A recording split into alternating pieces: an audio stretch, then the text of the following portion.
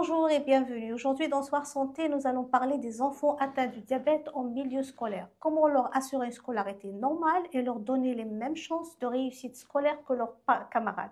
Pour nous en parler, nous recevons aujourd'hui Dr Khalfaoui Faiza, présidente du comité scientifique de l'Association des diabétiques d'Alger. Docteur, bonjour et merci d'avoir accepté notre invitation. Bonjour à vous et je vous remercie, c'est moi qui vous remercie pour cette occasion que vous nous ouvrez pour justement on puisse aborder un sujet aussi important et surtout avec la rentrée scolaire qui a Tout à fait. débuté, ça fait quelques jours. Le diabète chez les enfants, ça commence à prendre de l'ampleur. C'est une réalité, c'est un fait.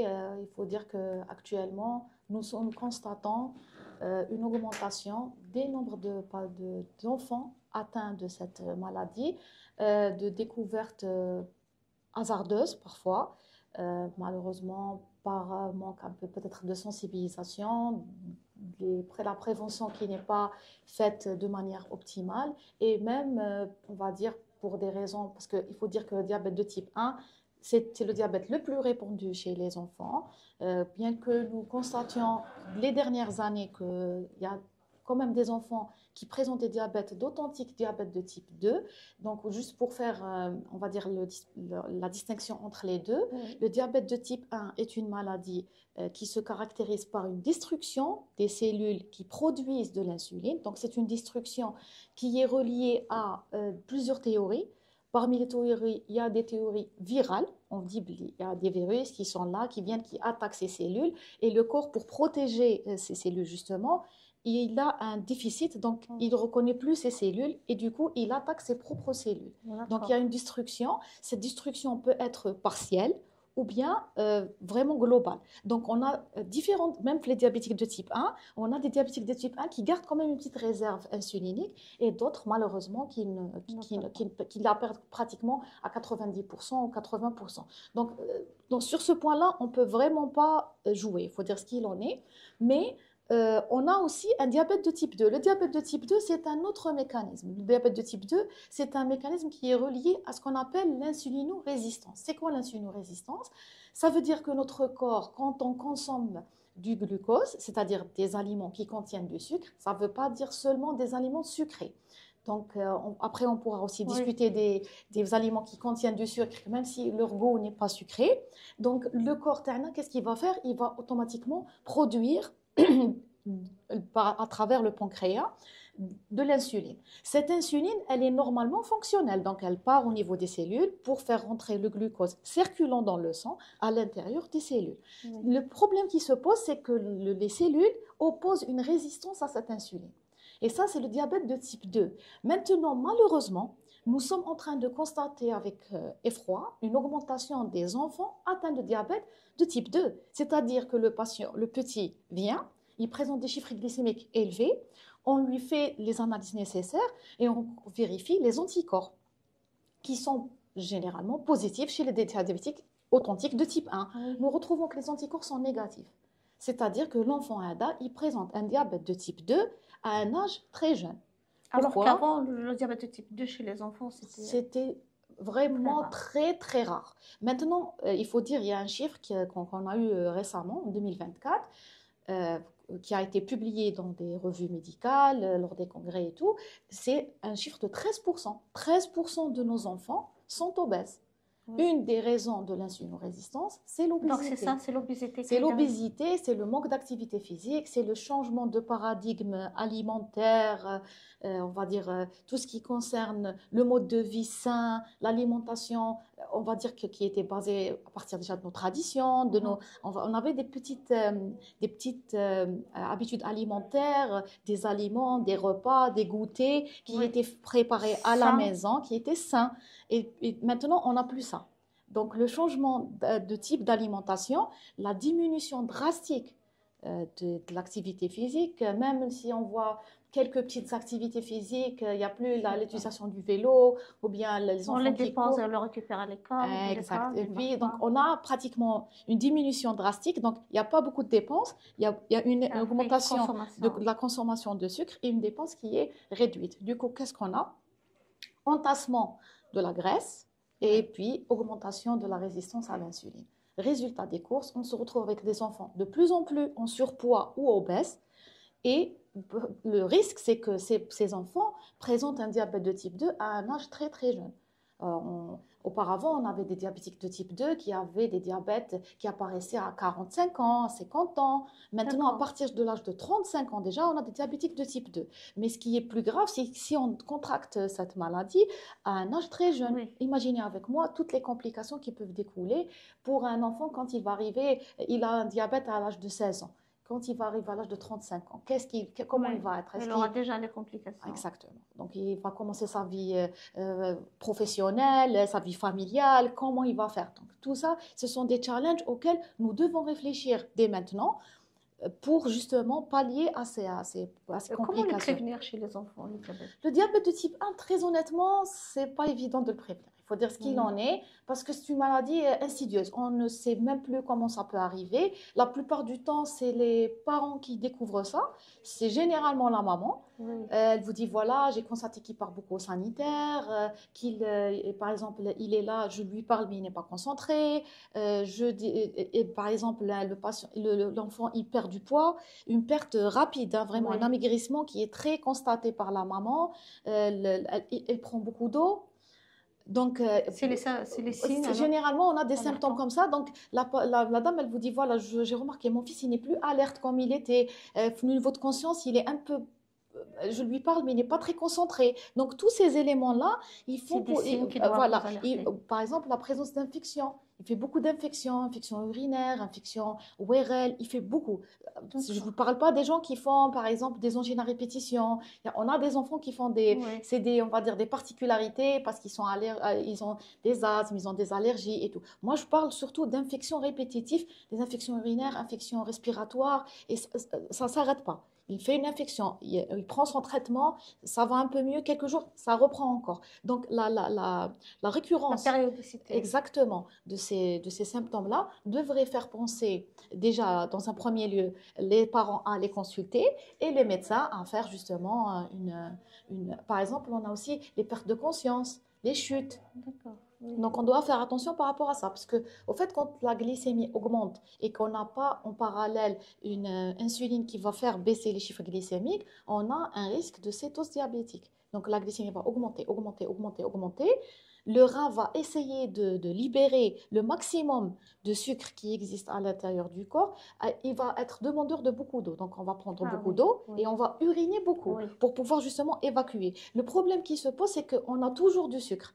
Malgré cette élimination, on a toujours du sucre. Et qu'est-ce qui va se passer? Automatiquement, le sucre va se condenser, il va former ce qu'on appelle les corps cétoniques. Les corps cétoniques, ce sont des composés complexes. Ils ont des récepteurs au niveau du cerveau. Donc, le risque, le plus grand risque, c'est que ces corps cétoniques aillent se déposer au niveau des récepteurs. Et ça, on peut avoir même un coma avec ça. Donc, le risque, il est vraiment accru avec cette augmentation qui est très importante.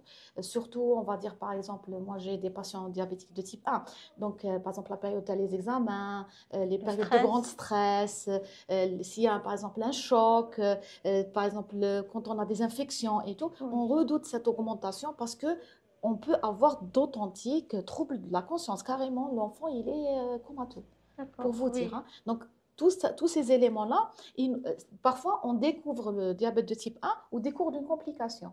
C'est-à-dire, il faut que ça la complication, mais chacun on fasse attention par rapport à ça. Donc, il faut que, généralement, c'est les mamans qui sont très alertes, elles constatent, elles vous disent, oui, mais j'ai constaté, ça fait 6 mois, mon fils, il ne pousse plus, il est en train de perdre du poids, donc elles se posent des questions. Et c'est par rapport. Généralement, elles viennent vous dire, oui, moi j'ai suspecté une anémie. Je pense qu'il a un problème de maladie cœliaque. Ils viennent pour des choses comme ça. Et au décours, il faut dire aussi que les enfants qui présentent des maladies auto-immunes, par exemple la maladie cœliaque, ils peuvent, en association à ça, avoir un DT1. Parce que ce sont toutes les deux des maladies auto-immunes. Donc, ce n'est pas pour alarmer les gens, mais c'est surtout, le but de cette interview, c'est surtout de faire prendre conscience à la population générale qu'on ne doit pas avoir de grandes connaissances médicales. Donc, juste avoir ces signes d'alerte, juste pour être certain qu'il n'y a rien, on fait un bilan, Et c'est important de Voilà. faire de Les la bilans prise en sont charge. disponibles au niveau des différentes structures, c'est-à-dire hospitalières. Les établissements de santé de proximité, on a aussi parce que j'ai beaucoup de patients avec qui je discute, on me dit oui, mais j'ai pas assez de sous pour aller faire le bilan et tout. Il y a des centres de santé Oui. étatiques qui disposent de laboratoires d'analyse, donc on peut se déplacer avec une ordonnance et faire le bilan le plus Et normalement une du monde. prise en charge précoce améliore leur train de vie. Exactement, exactement. Pourquoi? Parce que justement, quand on comprend qu'est-ce qui se passe, on Oui. peut donner le traitement adéquat au bon moment. Et puis surtout, informer et former les parents, Entourage. Oui. informer le petit. Et les petits atteints de DT1, pour vous dire, hein, je suis en admiration. Ils maîtrisent à la perfection. Je fais très Ouais. régulièrement dans l'association, nous faisons des journées pour expliquer et Éducation. tout, mais ils sont très alertes, ils sont très intéressés, ils expliquent très bien parce que en fait, la méthode d'apprentissage consiste à donner l'information et après à vérifier si l'information a Oui. été bien comprise. Et quand je leur demande de m'expliquer, je leur dis, voilà, moi je ne connais pas, vous m'expliquez ce que vous avez. Ils vous expliquent à la perfection. Parce que le but primum, si j'ose le dire, Oui. c'est que ces enfants-là L'enfant arrive à bon vivent point. normalement. En fait, je ne veux pas de stigmatisation. Et le but, vraiment, hein, c'est que, parce que les enfants, ils vous disent, oui, mais mon collègue, il fait du sport. Pourquoi moi, je ne peux pas faire? Mon collègue fait Juste à son... l'école, le sport, ils peuvent faire le Ils sport à peuvent l'école. faire le sport. Il faut juste que le diabète soit bien équilibré, que Mhm. le corps enseignant, donc Justement, voilà. quelles Au sont fait, les difficultés de ces enfants à l'école? Au fait, ce qui se passe, c'est que dans les premières années, pour être très honnête avec vous, on avait un peu de difficultés. On avait certains enseignants qui étaient un peu trop sévères. Et pour eux, ils ne comprenaient pas beaucoup pourquoi, par exemple, l'enfant demandait toujours à À la partir au toilette, oui. sanitaire. Après, en discutant avec eux, il faut dire la vérité. On a eu beaucoup d'entretiens, parce que l'association, on part au niveau des... On a des Des rencontres périodiques établissements. avec les médecins de santé Ah, scolaire. oui. Et nous faisions des rencontres, même avec les enseignants, pour leur expliquer l'intérêt pourquoi ils ne peuvent pas dire non à un enfant. Donc, quand on a discuté, on nous dit, mais ça crée de la zizanie à la Tout classe à et fait, tout. oui. Donc, on a expliqué que c'est pas par gaieté de cœur qu'ils font ça, mais c'est C'est vraiment un nécessaire. besoin. Oui. Et puis, on a expliqué surtout pourquoi il doit être alerte. Parce que même l'enseignant, en donnant son cours, s'il a deux enfants ou un enfant atteint de diabète, il doit être très attentif à ses comportements. Il est là, il est alerte, il est conscient, il est un peu endormi, il Oui. est comment? Et ça, pour beaucoup, ils vous disent non, mais parce qu'ils ne sont pas concentrés. Ça Mhm. peut être involontaire. C'est soit son diabète qui a augmenté, soit D'accord. il est en train de partir vers une hypoglycémie. Donc, si l'enseignant est déjà informé, qu'il connaît, voilà ce qui se passe, voilà ce que tu dois faire et tout, Et comment elle doit réagir l'enseignant dans ce tout cas-là? simplement en mesurant la glycémie. Donc, le contrôle de glycémie, parce que le risque chez le patient, l'enfant atteint de diabète de type 1, c'est soit un risque, on va dire, le risque immédiat, c'est soit de faire une hyperglycémie, c'est-à-dire une augmentation des chiffres de glycémie au-dessus des seuils normaux, Mhm. ou bien avoir au contraire Au-dessous. une hypoglycémie qui est une diminution de la glycémie. Il ne faut pas oublier que le cerveau est un organe glucocentrique, c'est-à-dire que le cerveau sans sucre, il ne travaille Mhm. pas. Donc vous pouvez avoir une personne qui est consciente, qui discute normalement et tout, et du jour en un instant, Oui. elle perd conscience. L'exemple, on a eu dernièrement une première ministre qui était atteinte de diabète de type 2, qui était en conférence de presse. Ça a fait le tour du monde, hein. Et elle est donc elle était debout avec son homologue. Et en une fraction de seconde, elle a Elle perd perdu conscience. conscience et elle s'est penchée en avant. Et tout le monde n'avait pas Compris. compris que voilà, elle faisait une hypoglycémie. Donc cette image-là m'a vraiment touchée parce que c'est exactement ça une hypoglycémie. On est debout, on est normal, et du jour en une Un fraction de instant. seconde, il y a une perte de conscience. Donc l'enseignant, les rencontres parlent surtout de ça. Donc là, on discute beaucoup avec les médecins de santé scolaire, et les médecins de santé scolaire, Et ils font un justement, quel excellent est le travail rôle par du rapport à médecin ça. de santé scolaire? Le médecin scolaire, première des choses, ils ont les dossiers des Mhm. enfants. Parce que si jamais il se passe quelque chose ou là, les enfants sont emmenés vers l'infirmerie. Un. Deuxièmement, les médecins scolaires transmettent les informations vers les enseignants. Donc, par exemple, on leur explique qu'est-ce qu'on doit faire en cas d'hypoglycémie. Si vous voyez ça, ce symptôme, vous devez automatiquement récupérer l'enfant, le transmettre à l'infirmerie pour qu'il y ait sur le champ une prise de glycémie. Et s'il y a lieu de faire quelque chose, c'est-à-dire s'il y a une hyperglycémie, nous devrons faire une hyperglycémie supérieure à 2,5 grammes, nous devons faire un test à la bandelette urinaire pour rechercher justement les corps cétoniques dont je vous ai parlé tout à l'heure. Pour éviter justement le risque de passage vers une altération de conscience, donc une perte de conscience, voire un coma. Donc ça, c'est la première étape. Si on a une hypoglycémie, il faut la grader. Est-ce que c'est une hypoglycémie sévère? Est-ce que c'est une hypoglycémie qui vient de débuter? Donc, en fonction du type de l'hypoglycémie, on va essayer de gérer rapidement. Si c'est une hypoglycémie sévère chez TNTT1, on a des injections d'un produit qu'on appelle le glucagon. Le glucagon est un produit contraire dans l'action et contraire à l'insuline. L'insuline, elle diminue la glycémie. Le glucagon, au contraire, il augmente la glycémie d'une manière rapide. Donc, pour vous dire, si on est devant une hypoglycémie sévère, on peut injecter le glucagon même si l'enfant porte un pantalon. Pour vous donner juste un exemple de la gravité de la chose. Si l'enfant il débute une hypoglycémie, on utilise la règle des 15. C'est quoi la règle des 15? La règle des 15, c'est utiliser 15 grammes de sucre en 15 minutes. C'est-à-dire, les 15 grammes de sucre correspondent à quoi? Un verre d'eau avec 3 cuillères à café de sucre, ou bien un demi-verre de limonade, ou un demi-verre de jus, ou une cuillère à soupe de confiture, ou bien une cuillère à soupe de miel. Donc, on donne cette quantité qui correspond à 15 grammes de sucre. On attend 15 minutes. Ça ne sert à rien de mesurer une glycémie, de la trouver basse, et de rester, parce que j'ai beaucoup de patients, ils me disent oui, mais j'avais peur, je ne pouvais pas attendre. Il faut attendre les 15 minutes, le temps que le produit soit absorbé par notre corps. Quelle est une réaction? Une petite augmentation. Après, on va tester. Si on teste au bout de 15 minutes, on a une glycémie qui est inférieure à 1 gramme, on refait la première étape. D'accord? Si on voit, on attend encore 15 minutes. Si on voit que la glycémie augmente au-delà de 1 gramme, à ce moment-là, on prend un snack, un morceau de pain avec du fromage, un peu de tomate.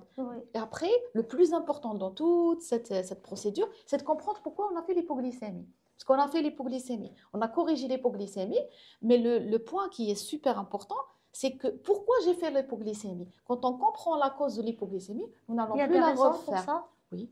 Par exemple, un repas léger, une grosse dose d'insuline, une activité physique excessive. Donc, tous ces éléments-là, un saut de repas.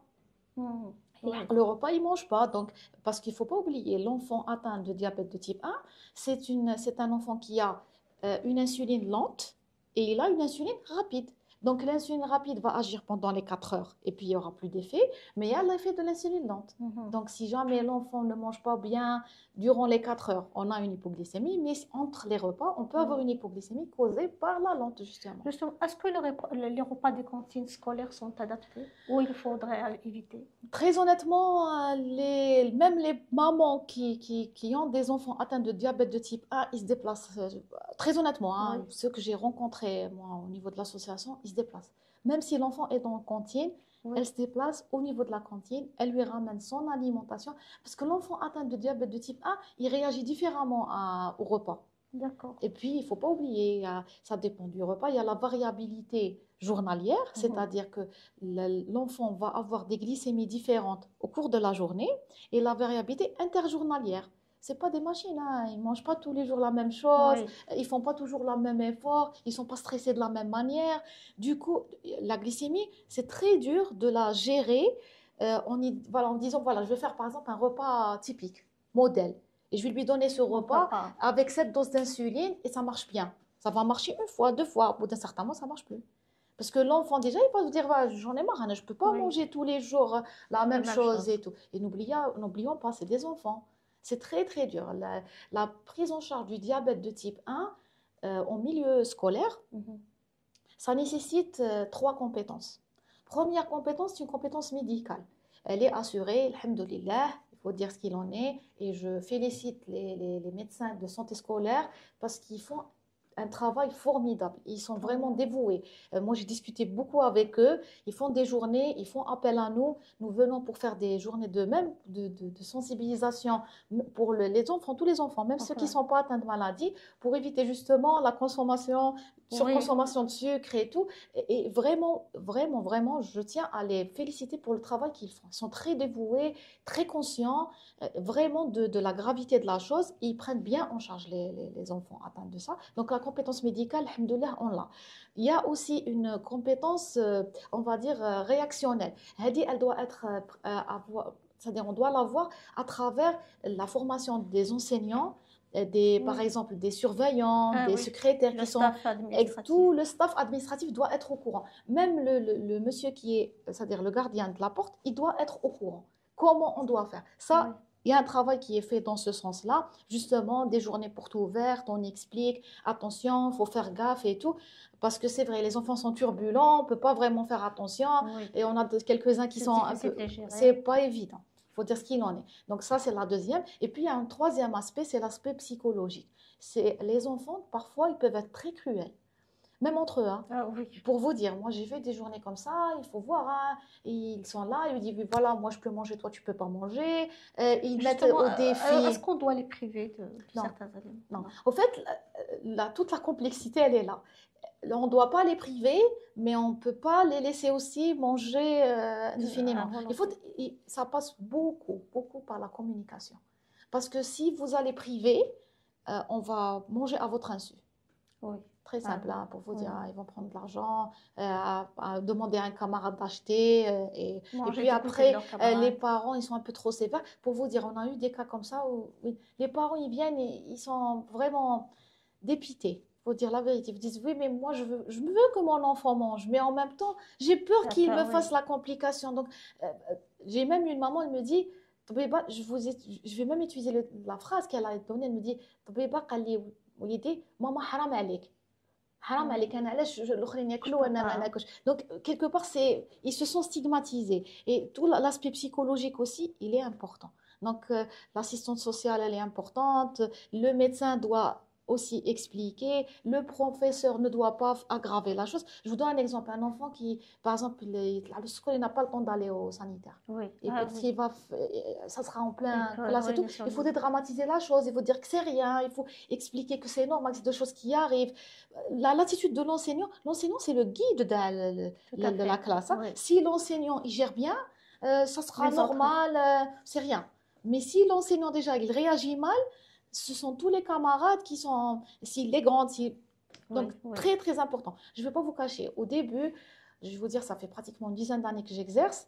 Au début de ma carrière, on avait quelques cas où on était obligé de se déplacer ou bien de faire des écrits. Les parents me demandaient de faire des écrits pour justifier que l'enfant puisse sortir. L'enseignant il me dit, il n'y a pas de souci, moi je laisse sortir, mais j'ai besoin d'un document qui prouve que votre fils... Mais très honnêtement, les dernières années, c'est plus le cas. Alhamdoulilah.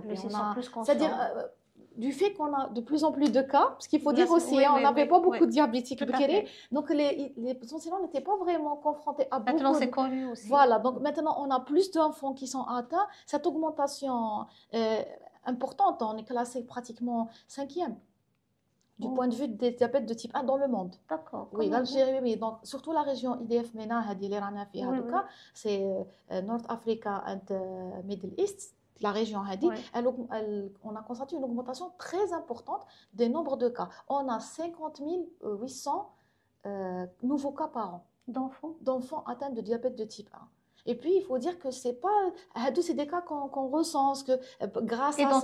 C'est-à-dire, il y a eu un effort, il faut dire ce qu'il en est aussi. Il y a eu un grand effort qui a été fait par le ministère de la Santé pour former les médecins de santé scolaire, mettre à disposition les laboratoires pour faire les analyses. On a aussi des centres aussi de CNAS. où les parents peuvent se déplacer, faire aussi les analyses. Ça va se faire à travers l'utilisation de la carte Chifa. Donc, tous ces moyens-là, il faut dire ce qu'il en est, on a des choses bien. Maintenant, pour mieux gérer, on a besoin d'outils. Les outils qui sont... alors, première des choses, l'outil, c'est l'insuline. On a de l'insuline, elle est produite localement. Alhamdoulilah. Donc ça, Alhamdoulilah, on n'a pas à s'en plaindre. Par contre, on a des difficultés par rapport à l'outil de mesure. Parce qu'on va utiliser l'insuline, c'est bien, d'accord? Mais comment je peux juger de l'efficacité de cette insuline? Est-ce que la dose que je donne à mon enfant est suffisante? Ou est-ce que je dois augmenter? Ou est-ce que je dois diminuer? Oui. Comment je peux savoir? D'autant plus que le but, on n'arrête pas de dire aux parents, il faut que l'enfant il riche normal. Il fait du sport, il sort les activités, il fait les activités scolaires, il fait par exemple, il fait de la natation, il fait la visite des musées. S'il y a une visite scolaire, je ne veux pas que l'enfant se dise oui, non, toi tu es diabétique, toi tu ne peux pas y aller. Non. Le but, c'est qu'il y tout pour qu'il ait une vie normale. Il ne faut pas oublier, hein, l'enfant d'aujourd'hui, ça sera l'adulte de demain. Oui. Si vous allez lui dire non, toi tu es diabétique, tu ne peux pas jouer, toi tu es diabétique, il va se dire mais c'est un handicap. Oui. Le diabète, ce n'est pas un handicap, c'est une maladie, il faut dire la vérité. Elle a beaucoup de contraintes, très honnêtement. Hein. Elle nécessite l'implication de beaucoup de personnes. Il y a l'enseignant, les parents, il y a le médecin scolaire, il y a le médecin référent, il y a le pharmacien qui doit lui procurer son médicament. Il y a une structure où il laisse les prélèvements sanguins. Donc, c'est vrai que c'est très contraignant. Mais le but, pourquoi tous ces éléments, tous ces moyens sont mis en place? Pour que justement l'enfant ne soit pas sanctionné. C'est une maladie, d'accord? Certaines mamans me disent oui, mais est-ce que j'ai fait quelque chose qui a causé ça? Ça n'a aucune relation. C'est juste pour dire que ça n'a vraiment aucune relation. On peut avoir un enfant diabétique de type 1 alors qu'on n'est pas diabétique, qu'on n'a pas de diabète. Non. La raison jusqu'à présent, elle est inconnue. Actuellement, dernièrement, on a eu une avancée en Chine. Ils ont transplanté certaines cellules qui produisent justement de l'insuline dans le pancréas de quelqu'un qui avait un diabète. Et on a de bons résultats. Ça, c'est très prometteur, ça nous encourage et tout. Mais pour l'instant, nous n'avons pas encore de preuves au long cours qu'il n'y a pas de pépins et tout. Mais pour l'instant, on a l'insuline et on a le moyen de contrôler cette insuline. L'insuline, c'est un produit qui est très efficace. Ça, il faut bien l'utiliser. C'est comme que j'explique à ma mère malade. Si vous mettez beaucoup, c'est comme une voiture. Si vous accélérez trop, vous risquez une collision. Mais si vous mettez peu, vous allez être trop lent. Donc, vous n'allez pas circuler correctement. Donc il faut pour ajuster. Pour justement trouver le bon équilibre, nous avons besoin de mesurer. Elles sont disponibles en Algérie? Alors, les moyens de mesure, nous avons plusieurs types. Le premier moyen qu'on retrouve, c'est-à-dire usuellement, c'est disponible, la bandelette elle est remboursée et tout, c'est le moyen de contrôle de glycémie capillaire. Donc, c'est quoi? On prend une machine, on se pique. En se piquant, on a une goutte de sang. Cette goutte de sang va être analysée au travers de l'utilisation d'une bandelette. Le chiffre qui sera exposé, c'est un chiffre qui nous donne une glycémie instantanée. Donc, l'instant T, la glycémie T, elle est de combien? Le problème qu'on a avec le diabète de type 1, c'est qu'on a une très grande variabilité. Ça veut dire que, dans le cas, l'instant T, j'ai une glycémie, par exemple, à 1,50 et je peux avoir, dans 10 minutes, une glycémie qui sera complètement différente de la première glycémie. Ou bien, mon enfant, je vous donne un exemple, je mesure la glycémie, je le trouve à 1 gramme. Ça va. Il peut être en train de faire encore une baisse. Donc, il a une tendance vers la baisse. Et moi, quand je mesure, je suis rassurée. Il est à 1 gramme, ça va, la baisse, alhamdoulilah. Donc, tout ça, si on veut obtenir une mesure qui est fiable, qui est, on va dire, concomitante, instantanée, la meilleure façon de faire, c'est d'utiliser ce qu'on appelle les CGM. Les CGM, c'est quoi? Les CGM, c'est une technologie qui a été élaborée justement dans le but de mieux contrôler les glycémies, de mieux gérer les doses d'insuline et surtout qui permet à l'enfant ou à la personne atteinte de diabète de mieux vivre son diabète. C'est-à-dire que, voilà, je vous donne un exemple. Les années précédentes, le mois de Ramadan, par exemple, c'est un gros souci. C'est tout le monde qui veut jeûner, que ce soit diabétique de type 1 ou diabétique de type 2. Vient vous dire non, surtout en Algérie, je ne vais pas vous cacher. L'Algérie, il y a eu une étude qui s'appelait l'étude Epidia, et on était étonnés parce que l'Algérie, c'était les statistiques les plus importantes où les malades ne respectaient pas ce que le Contre l'avis de leur le médecin, médecin, il jeûnait. Et on a pris d'autres pays, par exemple l'Arabie Saoudite, ou bien, oui, pour nous, oui. c'était eux qui allaient être un peu plus sévères, on va dire. Et ben les malades, ils suivaient ce que les recommandations de leur De leur médecin. médecin, Et en contrairement à... Algérie, ils vous disaient non, moi je jeûne. Ne me dites pas ne me jeûne pas, je me donne une somme maintenant. Et pour vous dire, les DT1 Bekri, on leur Oui. disait non, il est strictement interdit de jeûner. Et ben pour vous dire, ça fait pratiquement donc à 3-4 ans, j'ai des enfants diabétiques de type 1, enfin, qui sont en âge de jeûner et qui veulent jeûner. Et ben en utilisant le CGM, ils arrivent à jeûner. Ils jeûnent 10 jours, ils jeûnent 15 jours, ils Oui, jeûnent 20 jours. Bon, il y a des journées où ils doivent rompre le jeûne parce que on voit sur les profils, ça ne va pas, il faut arrêter, hein.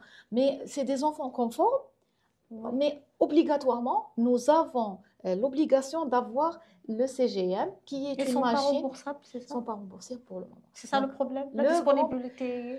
Alors, ils sont disponibles, mais Ils sont le pas prix, remboursés. il est un peu cher, parce que c'est normal, hein, je ne vais pas vous cacher, hein, le prix, il correspond à la Technologie, technologie, oui. parce que c'est une nouvelle technologie. En fait, ce qui est vraiment intéressant avec ces appareils-là, c'est qu'on a une détection instantanée de la tendance vers l'hyperglycémie. Donc, l'enfant, il est là, il joue par exemple, il À entend un bip. l'alerte, oui. Donc, que ce soit l'enfant ou le parent, Donc ça évite les ça crises éveille directement. Il y a le oui. système de signalisation, je vérifie, je check. Ah, il y a une augmentation. D'emblée, je vais aller faire un bolus correctif. L'enfant lui-même va faire le bolus correctif. Ou là, le contraire. Vous avez un enfant qui, par exemple, il va faire une activité physique. Il va faire une activité physique. Parmi les piliers du traitement, le diabète, il dit qu'il faut faire de l'activité physique. Toutes les activités sont autorisées pour Bien sûr, l'enfant. avec une glycémie qui est bien équilibrée, avec un contrôle avant l'activité, pendant l'activité et après l'activité. D'accord. Le plus gros problème qu'on a maintenant, c'est que comme les appareils ne sont pas remboursés, la plupart des enfants sont sous l'utilisation les Les lecteurs rebelles. usuels. Les lecteurs usuels, c'est à chaque fois se piquer. Vous savez, c'est pas évident. Pour Voilà. l'avoir, pour vous dire, hein, si on fait un petit contrôle, un petit test comme ça, l'enfant doit se piquer 6 fois par jour, donc avant repas et D'accord. 2 heures après repas. Avant repas, 2 heures après repas. Ça, il le fait tous les jours. نزيد لك معاها si jamais il me fait une hypoglycémie, je dois contrôler au moment de l'hypoglycémie 15 minutes après pour vérifier Oui, est-ce que oui. ça va ou non. Donc هذه ثاني. Si j'ai un enfant qui me fait une infection, ça veut dire il y a une tendance à l'augmentation. Je dois vérifier est-ce que ne vérifier, c'est augmenté, je fais le bolus, j'attends et je recontrôle. Donc pour vous Tout dire ça, c'est contraignant. vous imaginez un enfant qui se pique à chaque fois et des parents qui se relient parfois. J'ai recueilli des témoignages des dames qui me racontaient tous les jours, me disaient voilà, Riba, on ne dort pas la nuit. Moi et mon mari, on dort en alternance parce que j'ai peur que mon fils me fasse une Pendant hypoglycémie la nuit. pendant la nuit. Donc, qu'est-ce qu'ils font? Ils dorment en alternance. Est-ce que vous imaginez? Ils ont 3 enfants diabétiques. Oh, oui. Les 3 sont Oui. diabétiques. Elle est venue me dire, oui, est-ce que vous pouvez pas faire quelque chose? Parce que vraiment, le CGM va me faciliter la vie. Mais j'ai pas les moyens. Elle s'est renseignée, elle est partie, elle a demandé et tout. Mais très honnêtement, ça reste cher quand même pour une bourse moyenne. On va Oui, dire pour une oui. bourse moyenne, ça reste cher parce que c'est des appareils très simples. Juste pour expliquer, ce sont des patchs qu'on place au niveau de l'avant-bras ou bien au niveau de l'abdomen. Donc, ils ont on va dire un film, on enlève l'opercule et on colle. Ça colle, quand on colle, on a un système de clic. Donc, ça va cliquer, ça va être en contact avec la peau. Donc, qu'est-ce qu'on va avoir? On va avoir un capteur qui va capter le niveau de glycémie instantané. C'est-à-dire, sans me piquer, je prends juste ma machine qui est reliée au capteur ou bien sur mon smartphone. Et ce qui est bien, on peut mettre même sur le smartphone de la maman, sur le smartphone du papa. Donc, en même temps, ils reçoivent un signal. Et le signal, c'est très simple. L'enfant, il ne se sent pas bien, ou il est étourdi, ou il semble que ça ne va pas. Directement, il ouvre, il voit, et c'est bon. Oui.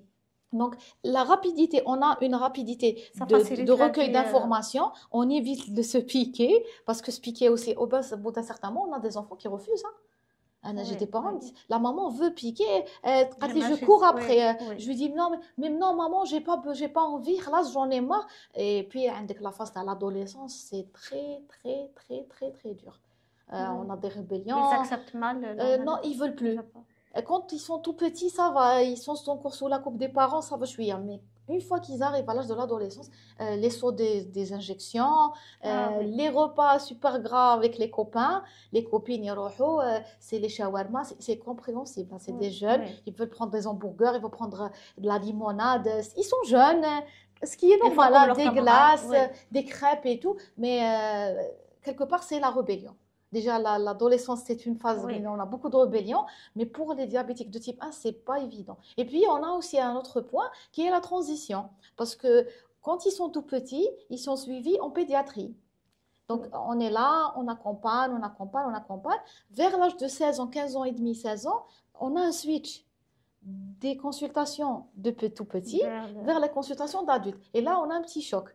Pourquoi? Parce que auparavant, on avait des structures, oui, alhamdoulilah, il y a aussi un travail qui est fait en ce sens-là, oui, qu'il y a des hôpitaux maintenant qui font les consultations de transition. Ça veut dire Mhm. quoi? C'est-à-dire que la consultation, il y a le pédiatre qui suivait l'enfant, parce Ah, que il est présent. vous savez, au bout d'un certain moment, il y a une Il y a une relationnelle relation, oui. qui se crée. Il refuse de se détacher de son médecin. Il lui dit, bon, même si j'ai 17 ans, je viens vers toi, c'est toi qui dois. Mais le pédiatre, il lui dit, non, mais maintenant, je ne peux plus te prendre en charge. Toi, tu passes maintenant vers l'adulte. Et Oui, quand il partait, je vous dis auparavant, hein, vers la oui. consultation d'adulte, ils étaient mélangés avec les diabétiques de type 2. Les diabétiques de type 2 qui faisaient des complications. Vous imaginez un enfant de 16 ans qui est bien équilibré, ou plus ou moins bien équilibré, qui vient, il s'assoit à Voilà. côté de quelqu'un qui est amputé. Oui, Il s'assoit à côté de quelqu'un qui a un problème ophtalmologique, oui. un problème de cécité. Et il commence à voir, il me dit, même moi, pourquoi je suis là? Je préfère rester avec les enfants. Moi, j'ai eu des enfants comme ça parce que j'étais en consultation d'adultes et j'avais des DT1 qui venaient qui me disaient mais vous me demandez de venir un jour où ils me cachent Ah oui, Roma. oui, Ils refusent de voir parce qu'ils se disent oui, même oui. c'est très traumatisant. Donc, au fait, maintenant, ce qui est fait, et c'est bien, il y a des consultations, par exemple, l'hôpital de Bainam, ils font ça.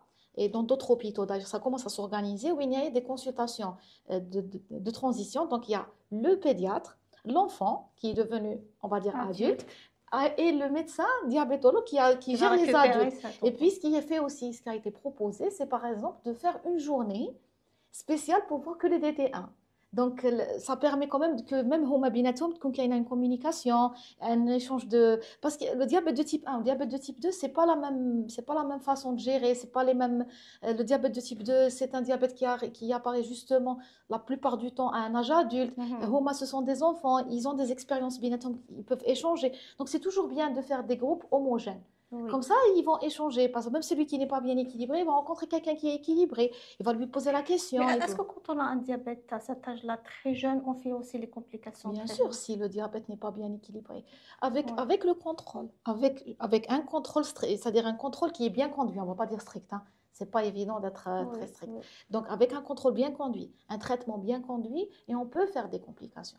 Alors, vous imaginez, je vous donne un exemple, un enfant diabétique de type 1, il doit contrôler les yeux, on doit contrôler. Même Oui, s'il est oui, petit, hein, oui. on doit les contrôler. Les reins doivent être contrôlés. Même s'il est tout petit, on dit, mais il est jeune, هذا وين بدا, Oui. les reins تاعو صغار et tout. Mais non, on doit contrôler. On doit vérifier sa croissance. Est-ce qu'il a Ça un a un niveau de impact croissance aussi. exemple? Il faut être vigilant sur ce Mhm. point-là. Le niveau d'instruction. Est-ce qu'il refait des années, l'absentéisme? Ça a un impact sur le Si, rendement si, c'est scolaire. bien sûr. Si un enfant, par exemple, il est déséquilibré, il vous fait des Ah cétoses oui, oui. diabétiques, il est Les absences, hospitalisé, oui. il peut avoir. Mais contrairement à ce qu'on pense, c'est des enfants qui sont très studieux. Je vous D'accord. cache pas, je suis en admiration. Ils sont les premiers sur leur classe. Je sais pas, je trouve que Ils pour font plus certains, d'efforts. le fait d'être atteint de cette maladie, ça devient une La force. récompense, Ça oui. devient il veut avoir une revanche quoi, sur la vie. Ils disent, oui, mais même si je suis malade, je peux faire du sport. J'avais un enfant, il me disait, je veux faire partie, il adore le foot. Et l'école, il était un peu. Je suis partie voir le maître d'école pour discuter un peu. Le maître d'école me disait, mais j'ai peur. Oui, Oui, c'est oui. pas qu'il veut pas l'intégrer, il Il a veut peur des l'intégrer. risques. Il avait peur qu'il fasse des hypoglycémies, il avait peur qu'il fasse. Ils me disent, oui, mais vous savez, le foot, ils peuvent lui le Oui, toucher, il peut oui. être cogné, donc comment on va faire? Et en discutant comme ça avec lui, je lui ai expliqué, voilà ce que je lui ai bien expliqué. On a acheté un CGM, je lui ai expliqué comment on devait faire. Et petit à petit, il était super content. Il était plus motivé pour mettre son insuline et pour mettre son traitement et pour faire le suivi. Et j'ai eu d'excellents résultats. Auparavant, il D'accord. sautait ses injections. Oui. Donc, on peut utiliser ces leviers-là justement pour motiver un peu plus l'enfant et pour, je vous dis, il y a surtout l'action des parents, vraiment, vraiment. Je ne vais Oui, pas vous oui. cacher, quand je pose une question, j'ai toutes les réponses avec des détails. Vraiment, un grand Ils bravo s'informent pour les. beaucoup, Ah, oui, et pour j'en fais accompagner une l'enfant. très, très grande implication des parents. Que ce soit le papa ou la maman, la préparation des repas, ils vous disent même voilà, j'ai mis 40 grammes, ils pèsent même les quantités pour vous dire est-ce qu'il n'y a pas un moyen de mais parce qu'il n'y a pas un nouveau médicament, ils lisent sur internet, ils viennent vous voir. C'est magnifique ce qui se passe. Oui. Maintenant, justement, actuellement, l'action principale qu'on est en train de mener à travers l'association, c'est une demande pour le remboursement de cette machine. L'intérêt principal, c'est que ces enfants-là puissent vivre normalement, c'est-à-dire intégrer, ne pas avoir des enfants qui vont développer des complexes, ou là ils vont développer des complications. Vous imaginez un enfant qui est debout les escaliers, il peut faire une fracture, il peut Oui. faire un Vous avez traumatisme. déjà saisi le ministère du Travail et de la Alors, toutes Santé? les institutions sont Été saisies. saisi. Nous avons fait des courriers dans ce sens-là. Nous attendons les réponses. Nous espérons Espérons que la que réponse sera favorable, justement pour que ces enfants puissent obtenir au minimum, c'est le le minimum qu'on Vietnam. peut leur accorder, parce qu'il y a une très grande motivation de la part des malades, de la part de leurs parents, pour vous dire, parfois on a des enfants qui sont très jeunes. L'association, l'enfant le plus jeune atteint de diabète de type 1, c'était une petite fillette de 6 mois. Et pour vous dire, Oui. alors Il n'y a pas un âge. il n'y a pas un âge. Donc, au fait, ce qui se passait, c'est que la maman constatait que le bébé, il dormait trop. Donc, elle se réveille, elle tête un peu, elle dort. Et elle ne dormait pas. Elle faisait des comas. D'accord. Donc, premier pédiatre, deuxième pédiatre, troisième pédiatre. C'est le troisième pédiatre qui a Qui a fait eu le les tests et diagnostic. tout. Il a eu la présence d'esprit de demander. Et là, il a vu, l'enfant a été hospitalisé. Ensuite, elle est venue nous voir. Elle me dit, mais un enfant, il peut parler. Il peut vous dire, voilà, Oui, j'ai un étourdissement. Mais un bébé, mais c'est tout à fait. c'est-à-dire, c'est très difficile. On a des cas où là, le CGM, c'est la solution optimale. Surtout pour ces cas-là, les tout petits, les enfants qui sont à l'école, pour pouvoir manger, pour pouvoir faire une activité physique et tout. Le CGM, il est bien pour tout le monde. Il faut pas. J'imagine. Mais par souci, on va dire, économique, c'est clair qu'on ne pourra pas le préconiser à tout le monde. Ce qui est fait d'ailleurs outre-mer, hein, c'est ce qui est fait. Mais au moins donner l'accès à la frange de population la plus fragile qui a vraiment besoin de cet outil-là pour pouvoir, c'est-à-dire vivre normalement. Même les parents, ils vont être un peu soulagés. Ils vous disent, voilà, moi, toutes les manières, j'ai la machine. Oui, Si il est jamais il y a un tranquille. pépin, je pourrais toujours contrôler et voir ce qui. Parce qu'ils sont très bien formés. Hein. Les parents sont très bien formés. Ils savent comment faire. Ils vous disent, voilà, j'ai même des patientes qui me disent, oui, mais vous savez, j'ai constaté, mon fils, avant de faire l'hypo, il me dit, j'ai des fourmillements. Ils ont des Ah, signes oui, comme ça, oui. on va dire Alerte. particuliers. C'est des signes alertes. Ils disent, oui, je vois, je comprends bien un pépin. Ils détectent des signes, mais même les médecins, on n'a pas ces signes-là quand on le voit sur les manuels. Mais elle nous dit, par exemple, ma fille, elle a des maux de tête. Oui. Qui la score, elle a des maux de tête. Donc, des signes comme ça qu'elle distingue, elle vous dit, oui, mais à chaque fois qu'elle a un mot de tête comme ça, elle va faire une hypoglycémie ou là, elle va faire une hyperglycémie. Donc, c'est bon. Les réflexes, Oui, ils sont ils là. ont là. Au fait, ce qui nous manque, c'est comment, c'est-à-dire l'information oui. qui déclenche le réflexe. C'est tout. Avec la machine, on ne peut pas mesurer avec la machine. Je vous À ai tout expliqué, moment, hein, oui. on mesure déjà 6 fois au minimum. Vous imaginez La comment on peut faire? répétition, Là, oui. c'est pas évident. Oui. Là, le but, c'est pas que l'enfant soit esclave de la machine ou là, il a sa machine et la machine, pour que vous sachiez, hein, il peut faire tout. Prendre son bain, faire Ça va un. lui faciliter son Oui, parce que quotidien. maintenant, on a même des petits gadgets comme ça, colorés. Maintenant, juste même pour vous dire une petite anecdote, on a maintenant des Barbie qui ont des CGM et des D'accord. pompes à insuline. Dernièrement, je l'ai vu sur Internet et ça m'a fait plaisir parce que ça démocratise un peu la maladie. Donc, même ma Barbie, elle peut Oui. avoir cette maladie. Oui. Donc, c'est bien d'avoir pensé à ce genre de procédé. Ça permet un peu, c'est un moyen ludique et en même temps, c'est un moyen qui permet un peu de démocratiser la Tout maladie. à fait. C'est Oui. pas, c'est pas une tare ou un handicap d'avoir Donc, ils peuvent faire la natation avec, ils ont des petits rubans colorés. Ça devient un peu plus, même pour les enfants, un peu ludique, parce que Bekele, c'était un peu trop cruel. Oui. La machine, c'est la machine qu'utilise le grand-père, qu'utilise la Tout mamie, à qu'utilise fait. les adultes. Donc, moi, je suis devenue adulte. Non, moi, je suis un enfant. Moi, je veux pas de ça. D'accord? J'ai même des... Oui. Parfois, quand vous discutez, vous dites, mais moi, j'ai pas demandé ça.